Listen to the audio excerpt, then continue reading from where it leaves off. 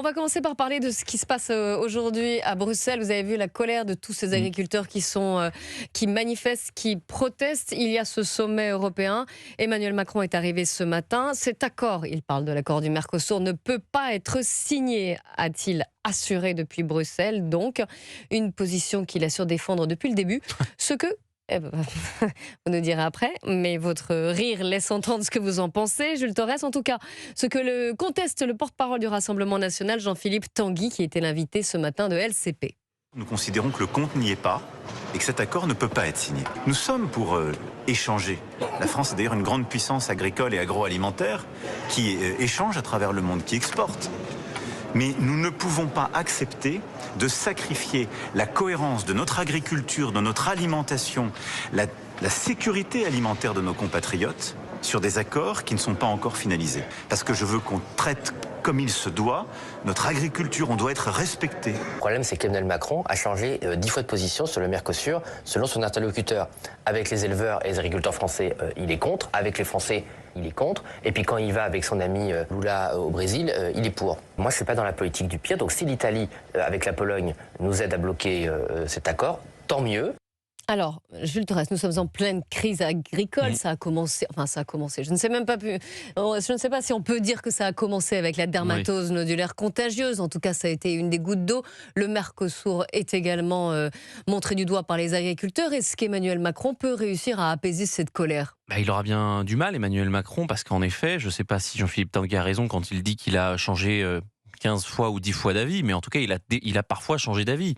Ce traité du Mercosur, il faut quand même rappeler que les négociations ont débuté en 1999. Donc Emmanuel Macron était même pas sorti de l'ENA. Mais du reste, c'est vrai que ce traité du Mercosur intervient dans une crise agricole, une révolte paysanne, et bien qu'il a aussi contribué à façonner ces dernières années avec un manque de soutien, en tout cas ressenti chez les agriculteurs, qu'il n'a pas réussi à aider. Donc il y a quand même ce sujet-là. Apparemment, il a l'air d'avoir pris le sujet au sérieux et de dire non, là, il n'y a pas assez de garantie, on ne peut pas le signer. Oui, et en plus, il a eu le soutien de l'Italie. Absolument, le soutien de l'Italie qui lui a fait plaisir parce qu'il était bien seul, Emmanuel Macron. Le problème, c'est qu'il y a un mois, quand il se rend pour un voyage officiel au Brésil avec M. Lula, Emmanuel Macron dit finalement tout va bien. Et moi, je me souviens très bien, puisqu'on avait fait dans le journal du dimanche une interview d'Annie Genevard qui était en difficulté par rapport aux questions qu'on lui posait et aux réponses, parce que ce Mercosur, il ne faut pas être complètement tout n'est pas noir, tout n'est pas blanc. Dans ce Mercosur, il y a des filières qui vont bien s'en sortir. La filière sur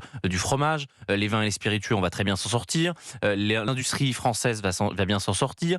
Sur l'automobile, on va exporter un certain nombre de voitures françaises, ce qui va d'ailleurs complètement dans le sens inverse de ce qu'a voulu l'Union européenne depuis 20 ans. Donc il y a des choses positives dans ce Mercosur. En revanche, sur la filière de l'agriculture, l'élevage bovin, c'est catastrophique. Alors oui, ça pose peut-être pas de problème aux Allemands, ça pose peut-être pas de problème aux Hollandais, mais pour la France, on a une agriculture qui est importante, on a la plus grande filière bovine en France, et donc on peut pas accueillir 100 000 tonnes de bœuf chaque année, 160 000 tonnes de volailles chaque année, quand on sait qu'aujourd'hui c'est la concurrence déloyale, c'est ce que disent les agriculteurs. Absolument, la concurrence déloyale, avec des droits de douane qui ne seront pas les mêmes, avec des contrôles qui ne seront pas les mêmes, sachant que, il faut quand même le rappeler, depuis 2022, un poulet que sur 2 consommé en France est un poulet ukrainien qui provient d'un seul élevage de poulets qui est tenu par un oligarque ukrainien. Donc à un moment donné, il faut quand même comprendre ces agriculteurs, il faut quand même comprendre leurs revendications.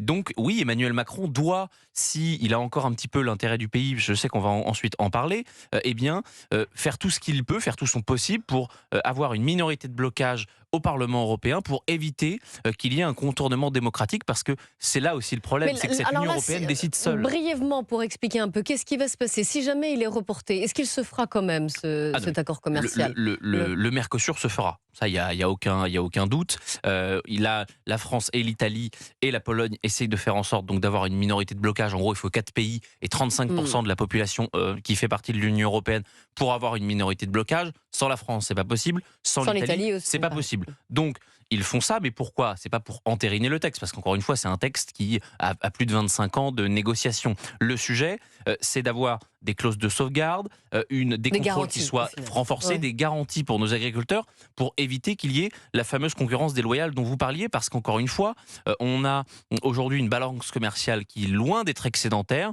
qui n'est pas neutre et qui pourrait encore une fois rendre la vie encore plus difficile pour nos éleveurs bovins.